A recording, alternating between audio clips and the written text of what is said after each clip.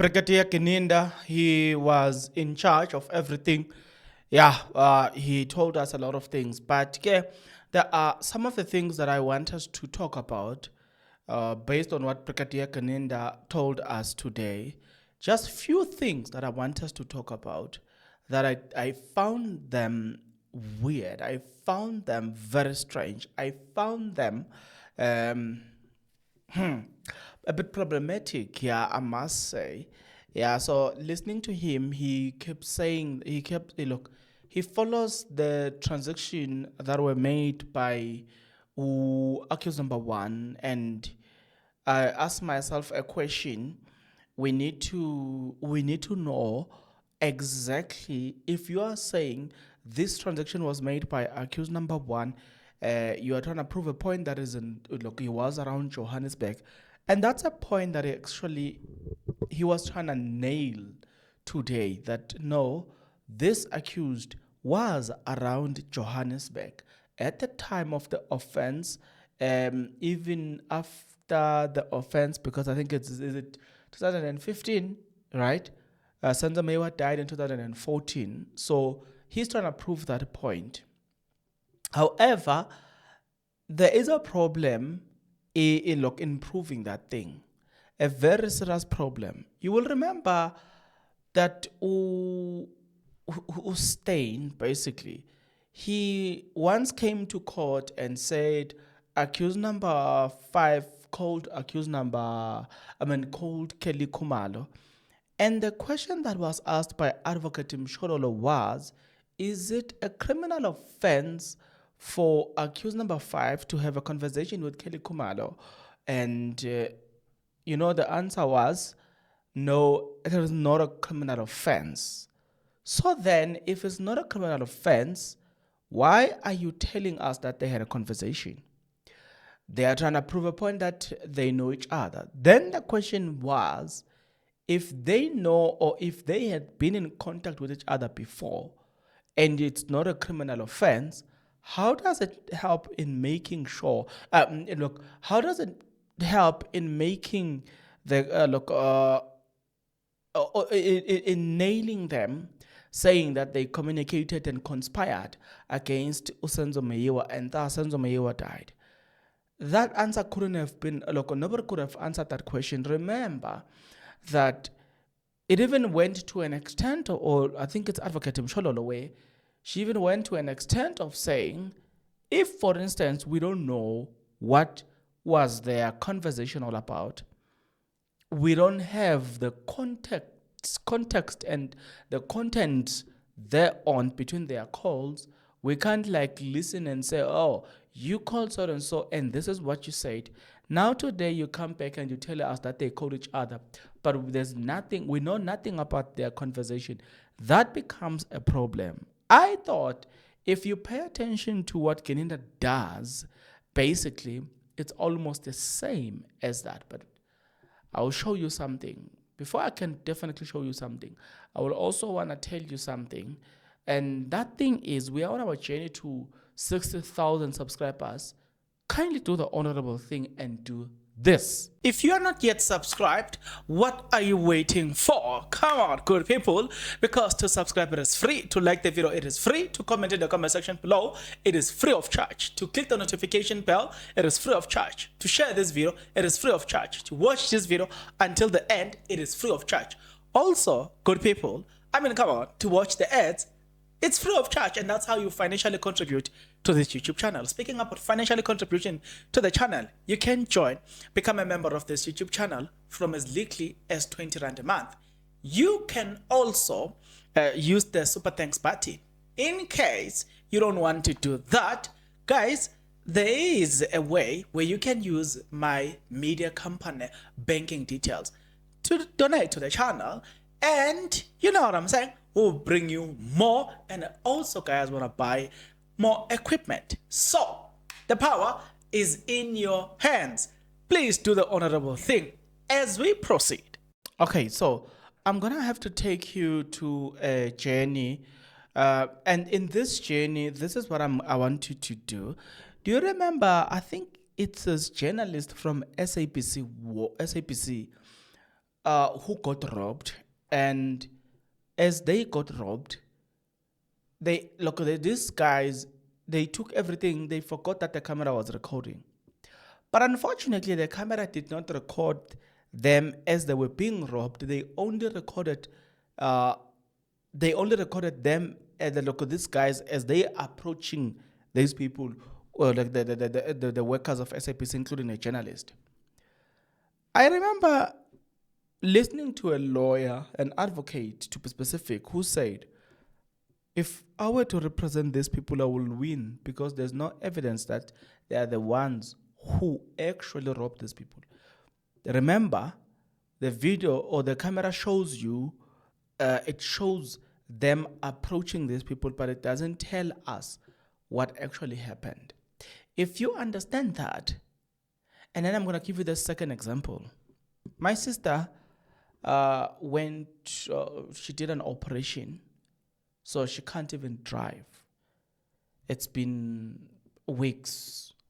And after you're doing an operation, especially where the type of operation that she was doing, where she can't even drive, right? Like, she can't even walk. It's very difficult. And she was told she's going to drive for a period of 6 weeks. She should not be driving. Okay, we understand. So I'm driving her car. And then you come, I make an example, she get herself in trouble with the law. And you are in court, you are trying to prove that, no, you were actually, maybe let's say, because she works around the Forbes building.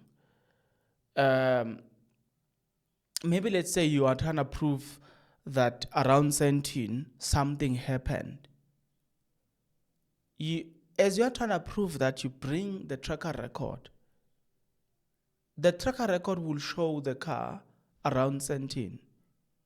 Where do I stay? Right? Where do I stay?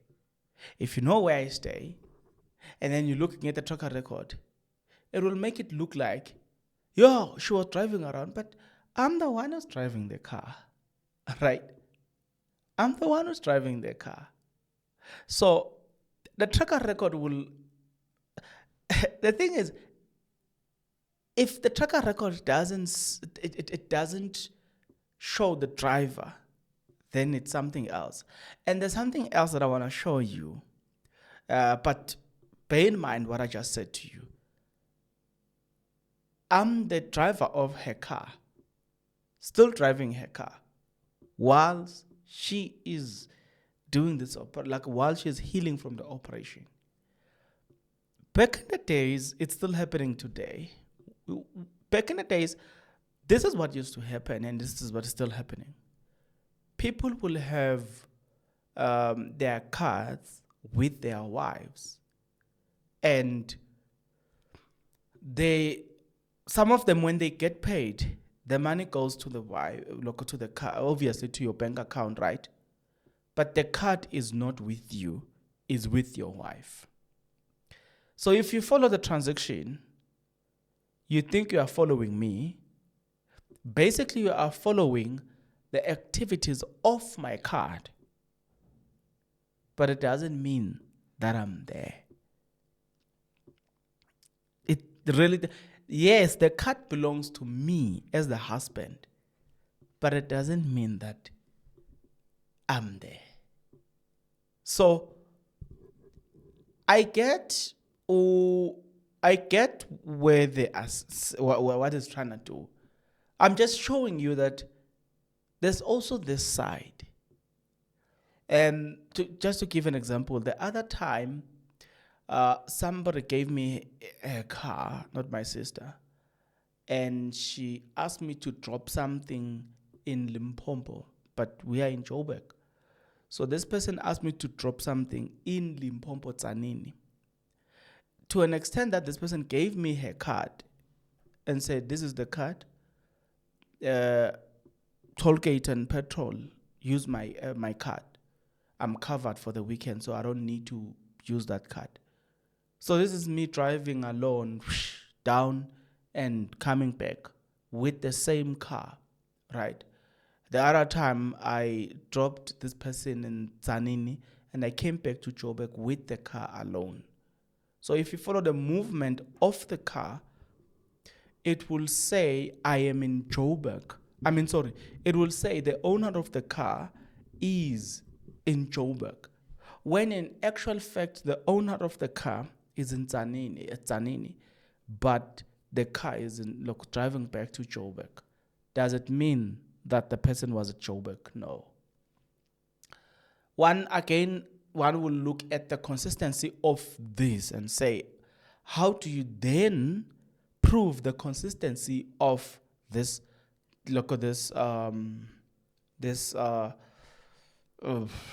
Called what? Transaction. How do you then prove it that the person was not involved?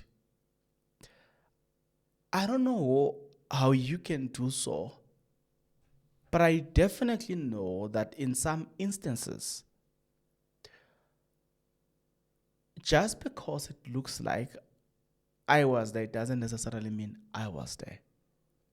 So what we have right now, we have an activity of Muzika Ukhulelwa Sibiya's card, not Muzika Ukhulelwa Sibiya. And I'll make that clear. What we have right now, we have the activity of Muzika Ukhulelwa Sibiya's card, but not Muzika Ukhulelwa Sibiya. Yes, it sounds a bit similar, but it's not. It's not at all. It's not at all. It's just a complete different thing altogether. Again, speaking about this complete different thing altogether, talk to me about your assumption, your conclusion, your perception about the evidence that has been presented by Bgigadier Gininda up to so far, where he seems to suggest that there was also a communication between accused number one and this man, accused number one and this man, the liar of note, Constable Zungu. So you want us to relate to rely on Zungu, but you're the one now who came and told us that actually the person who was very, very, very instrumental in the arrest of these people is not necessarily Zungu, but is the father of Zungu. Whereas Zungu came to court and made himself the key person who made this thing happen. Without him, this wouldn't have happened. He never said, without my father, this wouldn't have happened. And that alone leaves a lot to be desired. So, I am saying, this is very interesting. I'm looking at how the defense are going to deal with Bgigadier Gininda in this instance. Speaking about Bgigadier Gininda, a lot of us do not have the right picture of Gininda. I actually found a clip where it shows Bgigadier Bongani. I'm gonna show you one of them not long ago. Not long from now. I'll show you, but not in this video. I'll show you Bgigadier Bongani. Not the picture that we have. I saw him in a specific video and I was like, yeah, that makes sense. That makes sense. Speaking about a lot of things that are making sense, it will also make sense that you comment in the comment section below. You tell me what you think about everything. I'm very interested to hear your thoughts and your opinion about everything. That's the reason why you have to engage me. Tell me, do you think that by following the card, it is enough? It is enough to conclude that this is the right person. This person really confess to the liar, like who's Constable Zungu. This is the person, like, can we rely really on Zungu? Maybe that's the question that you guys need to answer me. Can we really, really depend and rely on Constable Zungu?